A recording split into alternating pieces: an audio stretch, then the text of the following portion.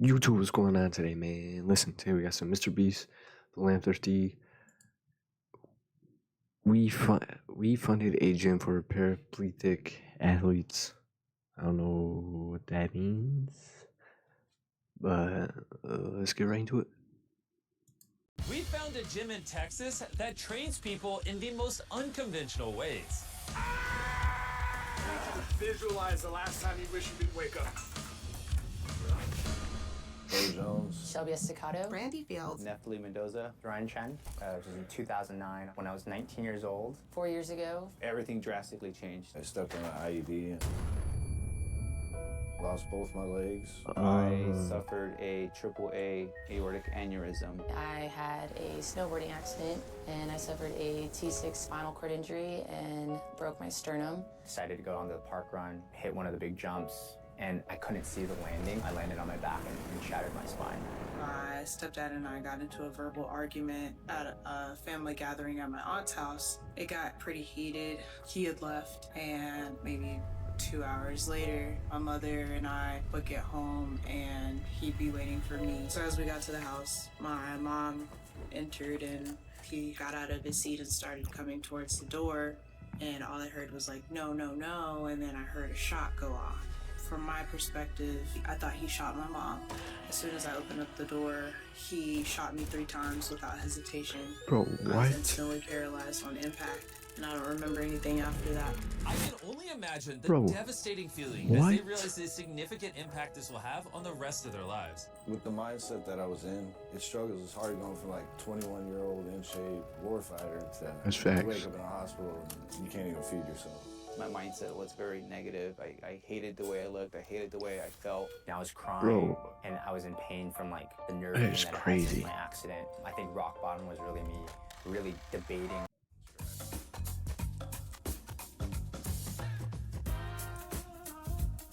whether I wanted to What live is this life, wrong with whether people? this was, a life worth living. I've been doing jiu-jitsu as an amputee. I was trying to move forward, and it wasn't until I had a really bad training day. It was so bad that I got back into the car, and I wanted to kill myself. After my injury, I spent about 10 years still waking up every day. Like, today's gonna be the day of myself. I remember waking up in the ICU. It told me I'm paralyzed from the chest down. But then something amazing happened. At a point that was undoubtedly one of the lowest of their lives, they decided to not give up, but to fight even harder and crush every goal in life despite the change in plans. I immediately told them I'm gonna walk, and 6 days later, I had started moving my right big toe, and I remember my first steps were on July 11th, and they were assisted steps, but they were my first steps. If I can go back in time, tell my 19-year-old self that I was going to be okay, I wouldn't believe it, let alone the fact that, I will be able to fly a plane one day, that I will start a company with my best friend and be able to make my parents so proud. I started surrounding myself with people that told me what I didn't see myself. I never want to feel that low and that helpless and that weak again. I had to stop feeling sorry for myself. We talk about things that we can and cannot do. I don't believe there's anything that you can't do. You just have to find an adaptable way to do it. Which is the reason for all these athletes' change in mindset. A gym called ATF.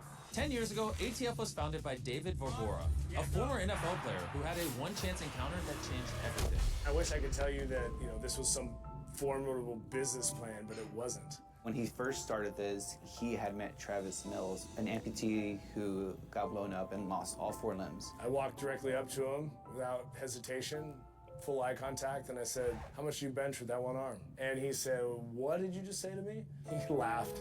And he said, no one's ever really walked up to me and asked me that. I started with him, and then I had another veteran, and then 10, and then 20, and I think that was the catalyst for me to go, we can't stop doing this. But how does someone like David quit a promising NFL career to pursue this instead? Well, the answer lies in the past. 16 years ago, David Vorbora was drafted into the NFL, and from early on, he was described as a ruthless gladiator. But what seemed to be the start of an illustrious career Injured. all came crashing down. After suffering a catastrophic shoulder injury, David was wanna admitted to see the it. hospital and got hooked on the painkillers he was given, becoming one of the 16 million people affected by the opioid crisis. And it was only after going to rehab and getting clean that he finally decided to stop playing pro football. I've used quite a various amount of drugs in my life, and there's no drug that is like playing in American pro football. To make a tackle and the cathedral explodes, and there's just nothing like it. You just feel like more than a man. You feel so supreme and so powerful. That felt really good, but it was amnesic. It felt like I just have to go back to find my next fix. The difference in that and the way that I get to do what I do now is, you know, when that bell rings and I get to be right there and that person has that moment, there's this really cool kind of balance that gives me this like hit of nothing could be more important than exactly where I am right here, right now. But the difference is it doesn't wash off. I think that's the parallel is we're not gonna make this gym about changing the world for them. We wanted to change them for the world. Suffice to say, we were really curious to learn more about Dave and the ATF athletes. So I sent Dan and Darren to Texas to see how Beast Philanthropy could help out. ATF is a free gym for people living with physical or traumatic impairments. And what's so unique about this place is a system they call Sweat equity. We all sweat together and we all bond together through working out. And this is what a workout looks like. Go. Let's go, push! Push!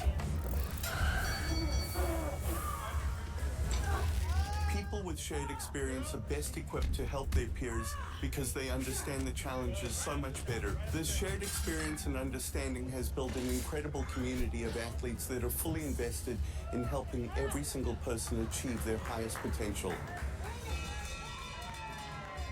You ring the bell when you hit your personal PR or do something that you didn't think that you were able to do. That bell is a celebratory moment, and everybody just stops in the gym and we're all just like, yeah. This is such an important lesson to every one of us. Our own struggles and achievements may be the breakthrough that someone else desperately needs. Sometimes you will even find that helping others is the breakthrough you need for yourself. I was presented with the opportunity to come to the Adaptive Training Foundation. It was life-changing. With the workout almost finished, Brendy was attempting to set a new personal weightlifting record. I was in my head a little bit, but I had to dig deep. Oh, you almost had it! So many people around me cheering for me, knowing I had that support. I was like, let me do anything I can to get this weight off the ground. Come on, come on!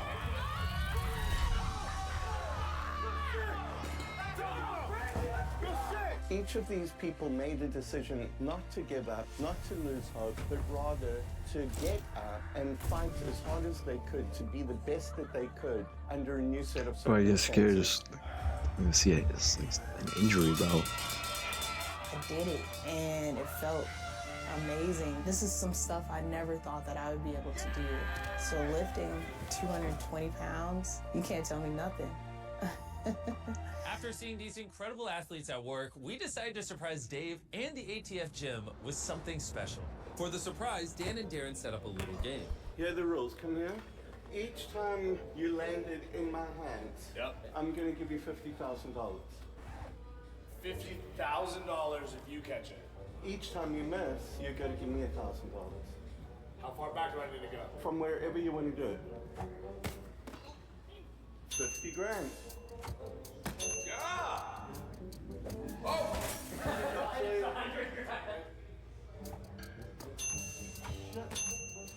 For the last throw, David entrusted Dan to bring it home, but Darren had a twist. If Dan blows it, you get nothing. Can Dan handle the pressure? It all comes down to this. But you don't know how to throw a football? But before we see if Dave raises $250,000 for ATF, I want to give a massive shout out to our partner Stand Together. Stand Together has been supporting this incredible program for a while, and when they realized we were working with ATF, they also made an incredibly generous donation. Just like Beast Philanthropy, Stand Together believes that we have unlimited potential to achieve extraordinary goals when we believe in ourselves. And Dave has shown the incredible power you can have over others you love when you show them you believe in them too. And now back to the video.